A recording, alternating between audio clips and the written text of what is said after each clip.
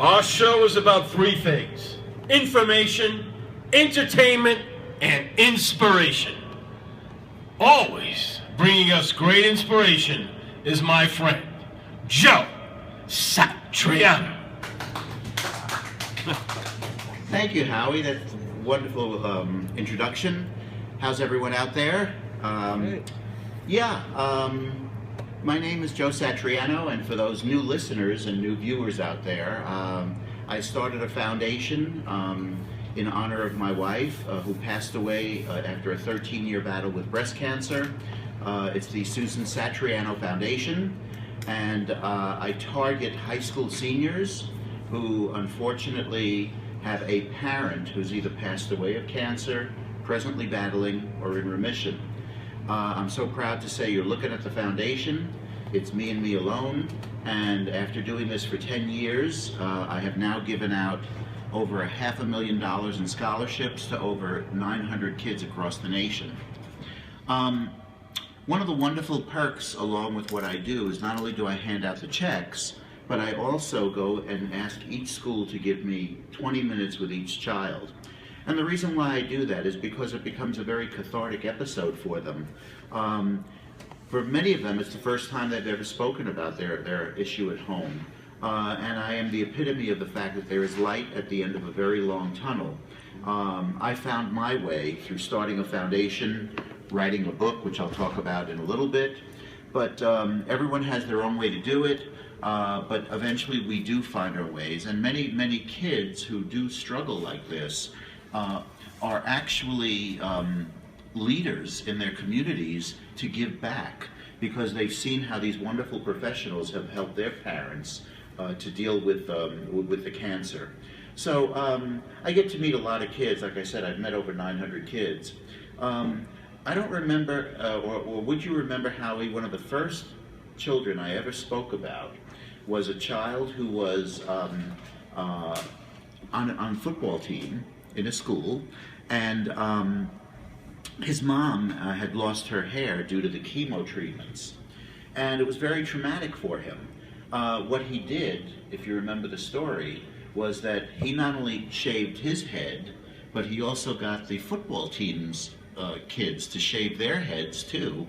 And what they did was they donated that hair to American Cancer Society, and they made wigs for people who were going through this exact issue. That was his way of giving back. Well, I have a similar story to that tonight.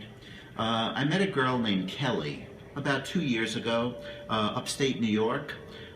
Probably the most traumatic thing that one can hear is that they have cancer.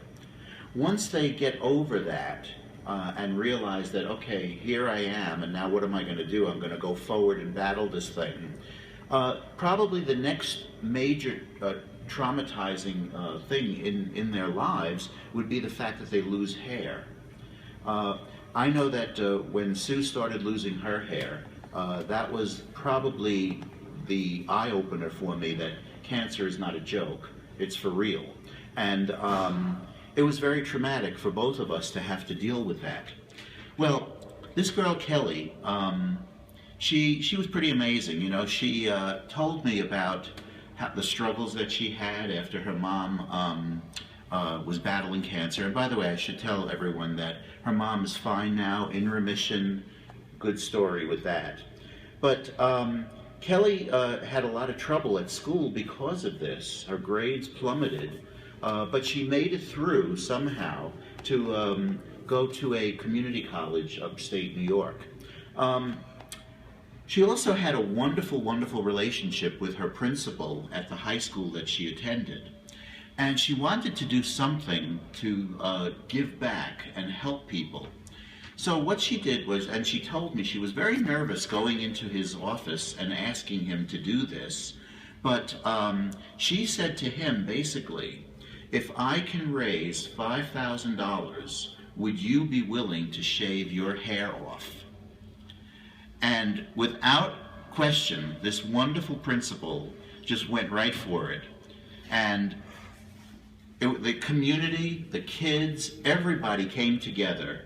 She raised more than $5,000 in probably about a week, which was unbelievable because everyone wanted to see the principal get his head shaved. But so the principal, true to the form, he agreed to it. They had a special assembly, and someone took this great picture of, now he didn't have much hair to begin with, but the fact is that there was a professional barber taking off the hair, the remaining hair that he had, and what she ended up doing with this over 5,000, I think she told me it was close to 6,000 actually, she sent it to the American Cancer Society, which was, I thought, such a great way to, you know, raise money, have a good time. The principal obviously was a wonderful man to agree for this whole idea. You have to find someone in your school who would be willing to do such a drastic thing. But like I said, this man didn't have much hair to begin with, so I guess it wasn't so terrible for him. But yeah, I think the thing that we have to remember is that these are children. They're not adults. And yet, based on what they're facing, they make a difference in this world. And they are just unbelievable how they come up with these ideas and then they go forward with it. This, I thought, was a superb idea. You know, having someone esteemed in the neighborhood, the principal of the high school, agreeing to such a drastic thing.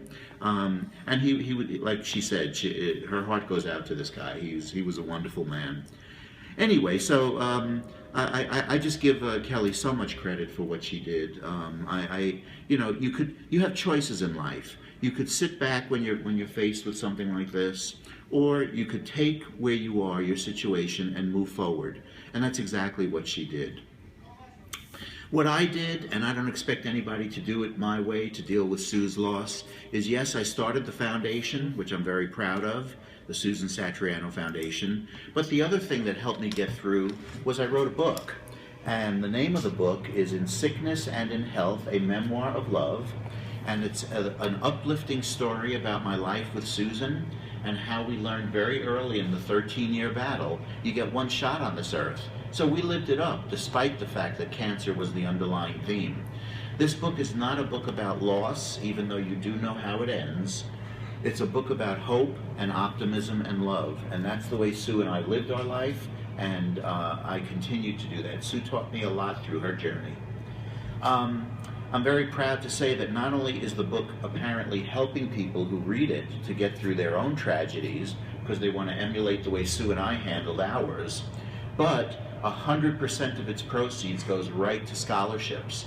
And since the book has been out, which we're going on now 4.5, close to 5 years, the foundation has grown by over $18,000. So people are reading it. I'm very proud. I'm actually writing a second book, because I didn't learn from the first one, Howie. The second book will probably help people even more because it talks about after Sue died, how me and my 2 boys lifted ourselves and clawed out of this major abyss that we were in called depression. And here we are today, thriving, surviving, making a difference in this world. If I could do it, trust me, anyone could do it. It's just you have to get over the grief, get over the tragedy, realize that this is your lot in life, and move forward from it. If anyone is interested in purchasing the book, and like I said, 100% of its proceeds goes right to scholarships, you can either call me, Joe, at 516-603-5520, or you can go on the website, which is www.susansatrianofoundation.com. It'll tell you a little bit about the foundation, tell you a lot about the book. It'll tell you about what is up and coming for me. And I just want to mention one very, I think, incredible thing that's happening to me next week. Next Saturday night at 7 o'clock, I'm actually doing a book talk at Columbia University. That is big time for me. Hopefully the audience will be, the auditorium will be packed, and I'll be talking about the book. I'll have books to sell. It's open to the public. It's Columbia University in Manhattan, 7 o'clock. I hope that some of you get a chance to come there, and some of our listeners here get a chance to visit, and it will hopefully be not only entertaining, but it certainly will be inspiring. So yeah, I'm having a ball doing this every week, Howie, on your show. I thank you so much for allowing me to talk about my passion in my life, and I'm just in awe of the fact that you allow me to do these segments. Thanks so much. My pleasure, Joe Satriano, ladies and gentlemen.